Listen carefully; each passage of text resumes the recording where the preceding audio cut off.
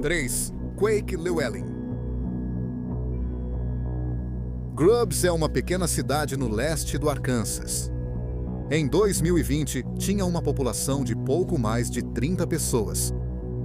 Sidney Claire Sutherland cresceu em uma fazenda na região. Ela era uma jovem gentil e extrovertida.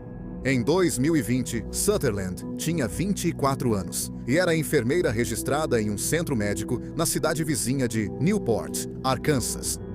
Sutherland veio de uma família amorosa e tinha 2 sobrinhas que ela adorava. Ela também tinha um namorado. Sutherland parecia satisfeita com sua vida e o rumo que ela tomava. Quando ela não voltou para casa após uma corrida em 19 de agosto de 2020, sua família registrou seu desaparecimento. Houve buscas em massa pela enfermeira registrada de 24 anos desaparecida. Isso incluiu voluntários da comunidade. Uma dessas pessoas era Quake Llewellyn, de 28 anos. Assim como Sutherland, Llewellyn cresceu na região e sua família possuía alguns hectares. Ambos frequentaram a mesma escola secundária pequena. Llewellyn se formou 3 anos antes de Sutherland. Além de procurá-la por várias horas, Llewellyn entrou em um grupo do Facebook dedicado a ajudar a encontrar Sutherland. Na noite do desaparecimento de Sutherland, o pai de Llewellyn ligou e perguntou se ele a vira. Llewellyn disse ao pai que a viu andando à beira da estrada naquela tarde, enquanto ele dirigia pela região verificando poços, mas foi só isso. 2 dias após o desaparecimento de Sutherland, seu celular foi achado perto de um campo de arroz, a 5 quilômetros de sua casa. Horas depois, perto do celular, a polícia encontrou uma cova rasa que continha o corpo sem vida de Sidney Sutherland, de 24 anos. O legista afirmou que ela morreu por múltiplos ferimentos de trauma contundente. Quando o corpo foi encontrado, Quake Llewellyn, de 28 anos, estava na delegacia de polícia. Ele disse à polícia que acreditava ter sido o último a ver Sutherland com vida. A polícia perguntou a Llewellyn se ele faria um teste do polígrafo, e ele disse que sim, mas então a polícia decidiu que não iria aplicar o teste nele. Llewellyn, de repente, o surpreendeu e disse que queria confessar. Ele disse que estava dirigindo e inspecionando poços. Ele disse que encontrou Sutherland, que estava andando ao lado de uma estrada de cascalho. Ele passou por ela de carro e fez o retorno. Enquanto dirigia para Sutherland, ele a perdeu de vista devido à poeira. Ele disse: ele ouviu um baque e percebeu que a havia atropelado com seu caminhão. Ele disse: ele entrou em pânico e a colocou na caçamba de sua caminhonete. Depois, ele a levou ao campo de arroz, onde seu corpo foi achado. Quando chegou ao campo de arroz, ele tirou as roupas dela e então a agrediu sexualmente na caçamba de seu caminhão. Depois que terminou, ele cavou um buraco e enterrou o corpo. Llewellyn permitiu que a polícia revistasse seu caminhão na tampa traseira. O sangue de Sutherland foi encontrado. A casa da mãe de Llewellyn tinha câmeras de vigilância e a polícia as analisou. O caminhão de Llewellyn foi registrado mais cedo naquele dia. Mais tarde, após o desaparecimento de Sutherland, Llewellyn retornou à casa da mãe dele no mesmo caminhão. Havia um amassado visível no caminhão. Além disso, Llewellyn tinha o aplicativo de compartilhamento de localização Life 360 no celular dele no dia do assassinato. O aplicativo o colocou a apenas 3 metros de onde o corpo de Sutherland foi encontrado. Llewellyn foi preso e acusado de assassinato. Llewellyn poderia pegar a pena de morte se fosse condenado. Em vez disso, em outubro de 2021, Quake Llewellyn aceitou um acordo judicial. Ele se declarou culpado de assassinato e estupro. Ele foi condenado à prisão perpétua sem liberdade condicional. No momento desta gravação, Quake Llewellyn, de 33 anos, está cumprindo pena na unidade Warner, em Warner, Arkansas. 2. Robert Moree. Em maio de 1985, Avery Whedon, de 48 anos, de Redding, Califórnia, estava passando por um momento difícil na vida. Ela era viciada em drogas e temia por sua vida. Ela disse à mãe que planejava ir para a reabilitação e se afastar das pessoas em sua vida que estavam ligadas às drogas. Então, por volta de 28 de maio de 1985, Whedon desapareceu. O irmão dela, Bill Chartier, estava preocupado com ela. Na época do seu desaparecimento, Whedon estava alugando um quarto em sua casa para Robert Maury, de 27 anos. Um amigo de Whedon disse a Chartier que da última vez que a viu, Maury a levava de motocicleta. Chartier conversou com Maury várias vezes, e ele apresentou versões conflitantes sobre a última vez que viu Whedon. A família de Avril Whedon registrou o boletim de desaparecimento na polícia. A polícia interrogou Maury várias vezes. Ele afirmou ter dado carona para Whedon de moto perto da época do desaparecimento, mas disse que a deixou em casa e não sabia o que ocorreu com ela. A polícia não achou evidências sobre o que ocorreu com Avril Whedon e o desaparecimento dela segue sem solução. Em junho de 1985, Shirley Landreth trabalhava no Secret Witness do condado de Shasta, uma linha direta no estilo Disque Denúncia. Ela frequentemente atendia as ligações que chegavam. Em 19 de junho de 1985, cerca de 6 semanas após o desaparecimento de Avril Whedon, Landreth recebeu uma ligação no Secret Witness de um homem perguntando quanto dinheiro ele receberia. Se ele fornecesse a localização do corpo de Whedon, Landreth disse que precisaria de aprovação. Algumas semanas depois, em 8 de agosto de 1985, Landreth recebeu outra ligação do mesmo homem. Ela aceitou pagar $500 a ele. O homem disse que sabia a identidade do assassino e que poderia fornecer algumas informações sobre ele, se não tivesse problema em receber o dinheiro. Ele então deu a Landreth instruções para uma área arborizada. A polícia foi até o local e encontrou o corpo sem vida de Avril Whedon, de 48 anos. Ela havia sido estrangulada e golpeada na cabeça com uma pedra. Landreth pediu que quem ligou pegasse os $500 da companhia de títulos. Uma companhia de títulos, como a Companhia A, é um negócio que lida com a transferência de propriedade, garante que o título seja válido e, frequentemente, gerencia transações relacionadas, como serviços de custódia e fechamento. O autor da ligação pegou o dinheiro sem problemas. Cumprindo o prometido, o autor da ligação contatou Landreth novamente. Em 12 de agosto, o autor da ligação informou a Landreth que o assassino de Whedon era o homem que vivia com ela. Landreth queria que o autor da ligação falasse com o detetive do caso Whedon, mas ele recusou. No entanto, ele disse que ligaria de volta e responderia às perguntas se Landreth as conseguisse com o detetive. Mais uma vez, o homem cumpriu sua palavra e ligou de volta 3 dias depois. Landreth tinha perguntas do detetive e o interlocutor as respondeu. O interlocutor afirmou que o assassino era Roberto, ou Bob, que morava com Whedon. Ele disse que Whedon devia dinheiro ao Bob por drogas, e como ela não tinha, ele a estrangulou com o varal de nylon. O interlocutor afirmou que Bob a levou a uma área arborizada, onde seu corpo foi encontrado depois. O interlocutor deixou de responder e desligou o telefone. Ele ligou novamente mais tarde naquele mesmo dia. Dessa vez disse que Bob matou Whedon. Perto da área arborizada, ela foi estrangulada com um varal em uma trilha na área de mata. Ela então foi arrastada para mais dentro da floresta. Bob bateu na cabeça dela com uma pedra para garantir que ela estivesse morta. O Collor disse que Bob deixou o corpo, mas voltou à área pouco tempo depois e o cobriu com um tapete e papelão. O informante afirmou que o varal de nylon estava ao lado de um galpão no quintal de Whedon. A polícia foi até a casa dela e encontrou um varal. O informante ligou pela 4ª vez desde que o corpo foi encontrado em 26 de agosto, mas não forneceu nenhuma informação nova ou útil. Uma coisa que Landreth notou foi que, sempre que o informante falava sobre distância, ele usava metros. Em 4 de setembro de 1985, o detetive principal entrevistou Robert Murray novamente. Mais uma vez, Murray negou ter qualquer envolvimento com o assassinato de Whedon. Então, ele não foi acusado de nenhum crime. Então, Maury entrou em contato com a polícia.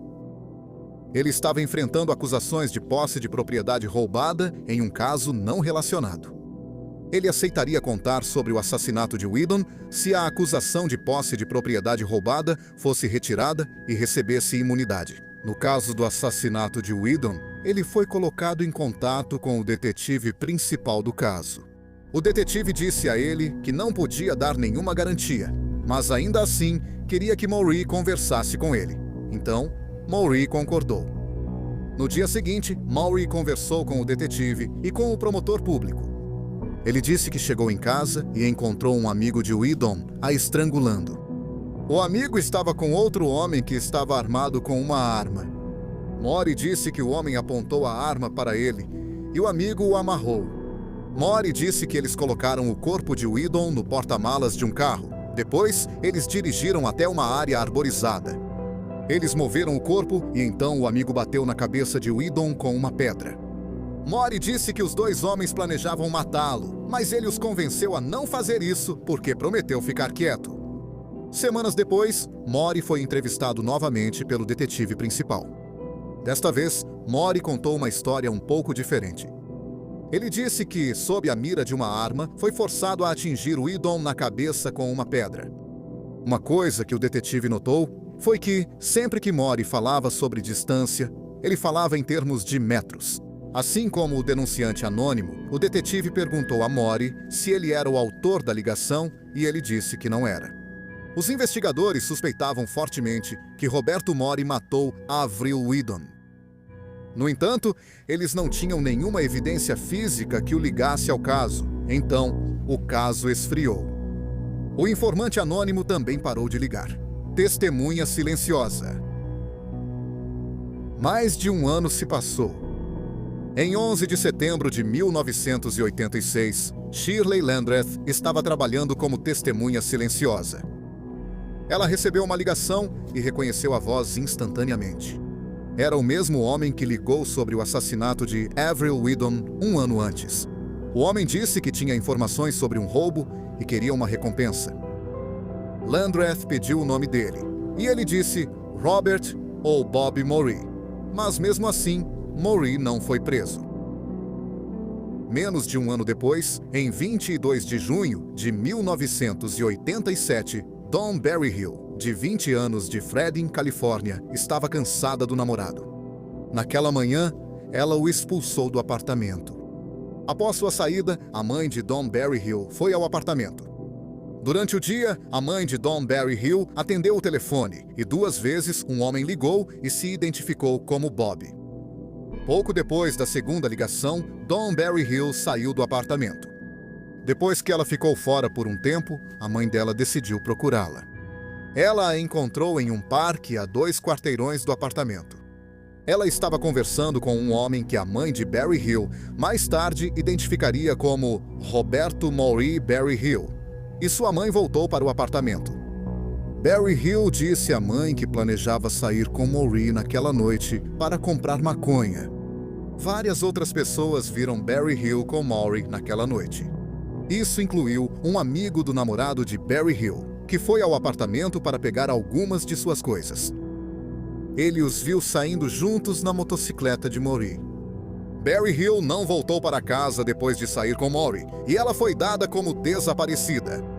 Após ouvir sobre o desaparecimento, o detetive responsável pelo caso de Avril Whedon decidiu interrogar Maury sobre o desaparecimento de Dawn Berryhill. Maury disse que conhecia um Dawn da área de Berryhill, mas não sabia o que havia acontecido com ela. Mais uma vez, a polícia não tinha nenhuma prova ligando ele ao desaparecimento, então ele não foi preso. Menos de 2 meses depois, em 8 de agosto de 1987, Shirley Landreth recebeu uma ligação do homem que ela acreditava ser Robert Maury. O homem queria saber quanto dinheiro ele receberia se desse à polícia as direções para o corpo de uma mulher chamada Gretchen Olston.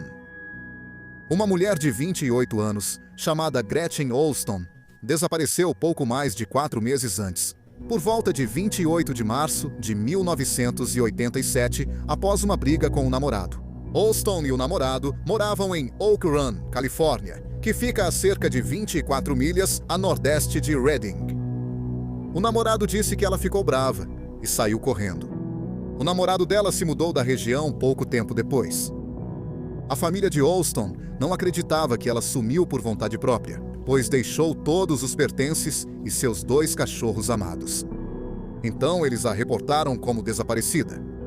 Landreth pediu que a pessoa retornasse a ligação para obter aprovação. Ele ligou de volta 9 dias depois e tinha mais informações sobre o assassinato de Olston. Ele disse que ela foi morta cerca de 6 semanas antes. No entanto, Olston desapareceu cerca de 4 meses antes. O interlocutor, que Landreth acreditava ser Maury, também disse que queria ser pago antes que a identidade do corpo fosse confirmada. Depois, ele orientou Landreth até uma área arborizada. Os policiais foram até a área, mas não encontraram nada. A pessoa retornou a ligação e foi informada que não encontraram um corpo. Ele disse a Landreth que eles estavam na área errada e deu novas instruções. Ele também disse a eles que quando pegasse o dinheiro, deixaria um envelope com informações sobre o assassino. Mas antes de desligar, ele disse a Landreth que Olston foi morta pelo namorado dela. Desta vez, Landreth gravou parte da ligação telefônica. Ela tocou a gravação para o detetive responsável, e ele também achou que era a voz de Robert Maury. A polícia descobriu que o dinheiro foi retirado da empresa de títulos e que o autor da ligação deixou um envelope. A polícia recolheu o envelope e o abriu. O envelope estava vazio. Porém, encontraram uma digital no envelope. Após receberem as novas instruções, a polícia encontrou o corpo de uma mulher. Devido ao estado do corpo, a causa da morte não pôde ser determinada. No entanto, a forma como o corpo estava posicionado e outras evidências da cena do crime levaram a acreditar que ela foi agredida sexualmente e assassinada. Então, a polícia se deparou com um problema. O autor da ligação, supostamente Robert Maury, afirmou que era o corpo de Gretchen Olston, mas o médico legista, analisando várias características, concluiu que não era Olston. Também não eram os restos de Don Berryhill, ainda desaparecido. A mulher não constava em boletins de desaparecidos, então a polícia não sabia quem ela era. Após a descoberta dos restos mortais, o detetive decidiu interrogar Maury novamente sobre o desaparecimento de Berryhill. Maury admitiu que esteve com ela mais cedo naquele dia, mas não a viu naquela noite. Ele especulou que o namorado dela a havia matado. Semanas depois, Shirley Landreth recebeu mais uma ligação do homem que ela suspeitava ser Robert Maury. Ele perguntou se poderia receber dinheiro. Se ele dissesse onde o corpo de Don Berryhill estava localizado, Landreth disse que precisaria de aprovação. No dia seguinte, o homem ligou e ele e Landreth acertaram $1.250. O homem que ligou, acreditava-se ser Maury, disse que sabia a localização do corpo porque viu o namorado de Berryhill matá-la. No entanto, ele não informou onde estava o corpo. Durante a ligação, cerca de 6 dias depois, o homem ligou 5 vezes para o Silent Witness. Landreth gravou 2 das ligações. Durante as ligações, o homem revelou que Berryhill havia sido estrangulado com um lenço. Ele também contou a Landreth que o corpo dela estava na mesma área onde Jane Doe foi encontrada. Poucas horas depois, o corpo de Berryhill foi achado sob um colchão numa área arborizada. Amarrado ao redor do pescoço dela, havia um lenço. O detetive da polícia vigiou a empresa de títulos e fotografou Maury entrando e saindo do prédio com o dinheiro. Em 5 de outubro de 1987, 2 detetives confrontaram Maury com as fotos. Ele negou ter matado alguém e a polícia ainda não tinha nenhuma prova física, então ele não foi preso. Maury ficou chateado por ter sido fotografado pegando o dinheiro, pois o testemunha silenciosa deveria garantir sua privacidade. Menos de 2 semanas depois, em 14 de outubro de 1987, Maury ligou para Landreth 2 vezes e exigiu se encontrar com um coordenador. No dia seguinte, Maury encontrou Roy DiCarlo, membro do Conselho do Testemunha Silenciosa. Maury estava muito chateado, mas Del Carlo o convenceu de que, ajudando a identificar Jane Doe, poderia ganhar mais dinheiro. Então, Maury levou Del Carlo até uma moita a cerca de 200 metros de onde o corpo foi encontrado. Ele apontou uma bolsa escondida no arbusto. Maury e Del Carlo saíram sem a bolsa. Del Carlo pagou $250 a Maury. Del Carlo entrou em contato com a polícia e eles recolheram a bolsa. Dentro estava a identificação da mulher morta. Ela tinha 30 anos de idade. Blinda Joe Stark foi vista pela última vez em Fall River Mills, Califórnia, em 25 de junho de 1987. Fall River Mills está a cerca de 110 quilômetros a nordeste de Redding. Na última vez que Blinda Joe Stark falou com alguém, disse que viajaria cerca de 320 quilômetros ao sul até Nevada City, Califórnia, para comparecer a um julgamento por infração de trânsito. Ela esperava passar algum tempo na cadeia. Blinda Joe Stark também tinha o hábito de perder contato com as pessoas em sua vida. Então, mesmo que ninguém a visse há meses, ninguém deu falta dela. Também em sua bolsa havia um pedaço de papel com um número de telefone e o nome Bob escrito nele. O telefone era um que Roberto Maury usava com frequência. A polícia achou que finalmente tinha provas suficientes, então prendeu Roberto Maury pelos 3 assassinatos em 6 de novembro de 1987. As digitais de Maury foram coletadas. Compararam com a digital no envelope entregue pelo autor da ligação à empresa de títulos. Uma delas era compatível. A prisão virou notícia e um artigo foi publicado com fotos de Maury e Stark depois que o artigo saiu. Uma bartender entrou em contato com a polícia e disse que viu Maury e Stark em um bar de hotel onde ela trabalhava em Fall River Mills, pouco antes de Stark desaparecer. Robert Maury foi a julgamento pelos assassinatos das 3 mulheres em junho de 1988. A principal evidência contra ele eram as ligações que fez para o programa Testemunha Silenciosa. Se ele não tivesse ligado, dando detalhes dos 3 assassinatos, talvez não fosse acusado pelos crimes. Ele ganhou $2.500 pelas dicas sobre os assassinatos que ele mesmo cometeu. Ajustando pela inflação, isso dá pouco mais de $7.100. O julgamento durou 2 meses e então o júri deliberou por 2 dias. Robert Maury foi considerado culpado. Em outubro de 1989, ele foi condenado à morte. Robert Maury, o suspeito de pelo menos outros 3 assassinatos. Uma delas é Gretchen Olston, de 22 anos, de quem Maury afirmou saber a localização do corpo. No entanto, a polícia acha possível que Olston tenha sido morta pelo namorado, que deixou a região logo após o desaparecimento dela. Maury talvez estivesse esperando que a polícia confundisse Stark com Olston, porque ele não tinha ligação com Olston, e não a matou. Após 38 anos, Gretchen Olston ainda está desaparecida. Outro assassinato em que Robert Maury, o principal suspeito, aconteceu em agosto de 1983, 2 anos antes de Maury matar sua primeira vítima conhecida, Avril Whedon. Maury teria 25 anos na época.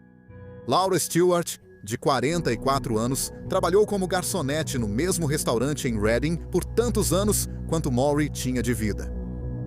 No início do dia 30 de julho de 1983, Stewart estava em um bar perto do trabalho.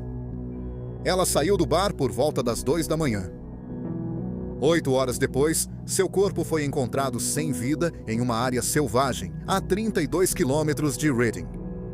Ela foi agredida sexualmente e estrangulada até morrer. Meses depois, em 6 de outubro de 1983, Helen Faye Jenrys, de 63 anos, foi encontrada morta no negócio imobiliário que ela possuía em Redding. Ela foi morta estrangulada com um cordão que ainda estava em seu pescoço. A polícia não informou por que suspeita que Maury seja o assassino, e ele não foi acusado até o momento desta gravação. Robert, de 67 anos, o assassino informante. Maury está cumprindo pena na California Healthcare Facility, em Stockton, Califórnia. Maury ainda é considerado um condenado à morte, mas desde 2019 há uma moratória sobre execuções na Califórnia. Então, é muito improvável que ele seja executado em breve. Número 1. Darren Vickers. 5 de maio de 1997 foi um feriado nacional na Inglaterra. Então, Jamie Lovis, de 8 anos de Openshaw, leste de Manchester, não teve aula naquele dia. Jamie saiu de casa cedo naquela manhã. Tragicamente, naquela tarde, Jamie não voltou para casa. Seus pais, desesperados, John e Karen, o denunciaram como desaparecido. Buscas por ele foram iniciadas, mas nos dias seguintes, houve vários relatos de avistamentos de Jamie. Relatos vieram de pessoas que conheciam Jamie. Na mídia, Jamie foi retratado como um fugitivo que estava vivendo em abrigos improvisados. Ele estava roubando comida e bebidas de lojas e fugindo da polícia. No jornal, ele foi chamado de malandro astuto. Nenhuma dessas aparições levou a Jamie. 2 dias depois que Jamie desapareceu, o motorista de ônibus de 28 anos, Darren Vickers, foi até a casa da família de Jamie. Vickers morava a poucas ruas de distância da família, mas não os conhecia. Ele era pai de 4 filhos e sua companheira estava grávida novamente. Vickers disse que viu Jamie no dia em que ele desapareceu. Vickers explicou que era motorista de ônibus e que Jamie havia pegado seu ônibus naquele dia, disse Vickers. Acredito que fui a última pessoa a ver seu filho. Após esse primeiro encontro, Vickers rapidamente fez amizade com a família de Jamie. Ele comprou cigarros e lanches para John e Karen. Ele até comprou uma bicicleta para o irmão mais velho de Jamie. Vickers se envolveu profundamente na busca por Jamie. Ele passou horas procurando por ele. Vickers então começou a falar com a mídia em nome da família. A polícia imediatamente suspeitou que Darren Vickers não era um bom samaritano. Eles achavam que ele era responsável pelo sumiço de Jamie. Eles acharam o comportamento dele incrivelmente estranho. Por exemplo, quando ele se apresentou pela primeira vez, disse à família de Jamie, abre aspas, acredito que fui a última pessoa a ver seu filho, fecha aspas. Por que ele não disse logo que Jamie estava no ônibus dele naquele dia? Os investigadores pensaram que, ao afirmar ter sido o último a ver Jamie, ele sugeria saber o que ocorreu com o garoto. A polícia também observou que parecia que Vickers sempre precisava ser o centro das atenções. Havia também pistas mais sutis, como quando Vickers dizia que era inocente, mas balançava a cabeça. Então, em 24 de maio de 1997, a polícia prendeu Vickers pelo sequestro de Jamie. Vickers contou à polícia o que aconteceu no dia em que Jamie desapareceu. Ele disse que comprou um passe diário para Jamie e o deixou andar de ônibus. Ele disse que conhecia Jamie porque já havia pegado seu ônibus várias vezes. Vickers disse que Jamie ficou sentado no ônibus quieto o dia todo. No final do seu turno, Jamie permaneceu no ônibus, enquanto ele dirigia até a garagem. Na garagem, Vickers levou Jamie para seu carro. Ele levou Jamie e o deixou perto de sua casa. Novamente, a polícia achou isso estranho. Por que ele passou o dia com Jamie? Além disso, por que ele não deixou o menino de 8 anos diretamente em casa? Depois que Vickers foi preso, a polícia revistou sua casa. Eles não encontraram nada que o ligasse ao desaparecimento de Jamie, então ele foi liberado. Quando foi solto, Karen e John Lavis fizeram uma festa para ele. Vickers então se mudou de sua casa para a casa dos Lavis. Como ele explicou para as pessoas, ele acreditou que seria mais fácil morar com eles para ajudá-los nesse momento difícil. Ele dormia na cama de João Karen e eles dormiam na sala de estar. Vickers também ouvia regularmente um rádio da polícia.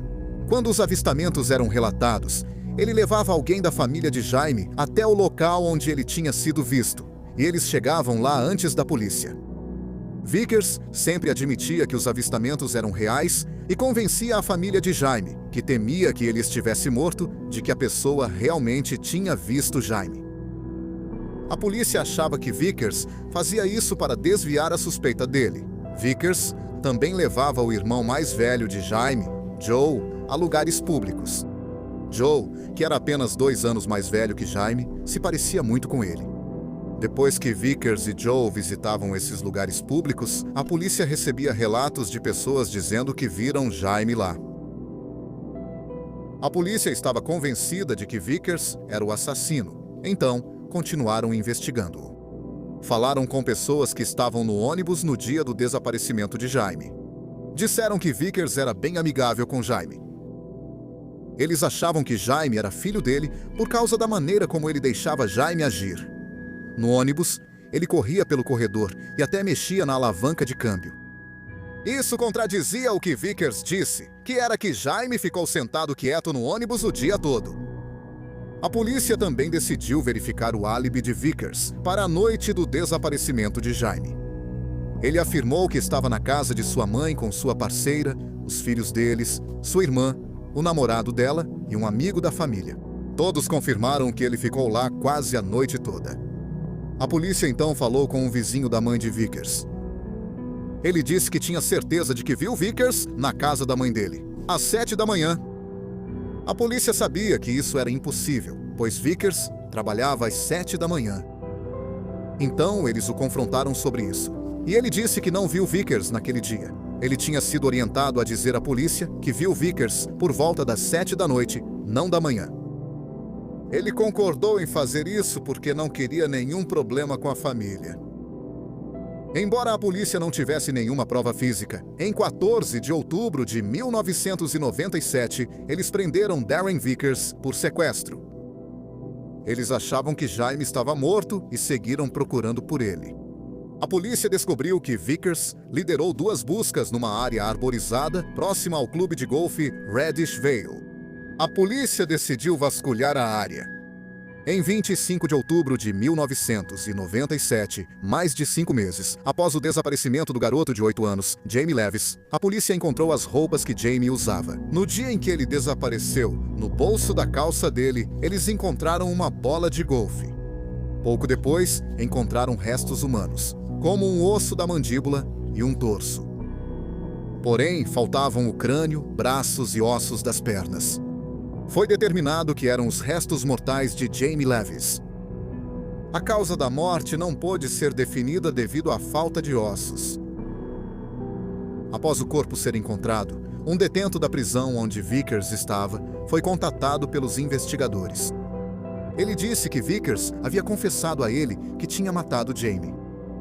Ele contou a eles que Vickers disse que jogou a cabeça, os braços e as pernas em um rio próximo. Isso era importante porque o desaparecimento das partes do corpo não tinha sido divulgado ao público. Em 23 de novembro de 1997, Vickers foi acusado de assassinato. Depois de ser acusado, Vickers admitiu estar envolvido na morte de Jamie. Ele escreveu uma confissão de 15 páginas. Ele escreveu: "Não sei onde tudo deu errado. Jamie mexia na máquina de bilhetes. Eu disse: não faça isso. Vai travar a máquina. Levantei a mão esquerda e bati na lateral da cabeça dele. Olhei em volta e friei bruscamente. Jamie caiu para trás, batendo a cabeça no bagageiro, com os olhos fechados. Comecei a entrar em pânico. Meu Deus, eu matei ele. Eu não queria que nada disso acontecesse. Fecha aspas. Ele colocou o corpo de Jamie no carro e largou o corpo dele perto do campo de golfe. Mas então, dias depois, Vickers retirou sua confissão. Depois, ele voltou atrás na retratação. Mesmo assim, a polícia sabia que Vickers não estava dizendo a verdade em sua confissão.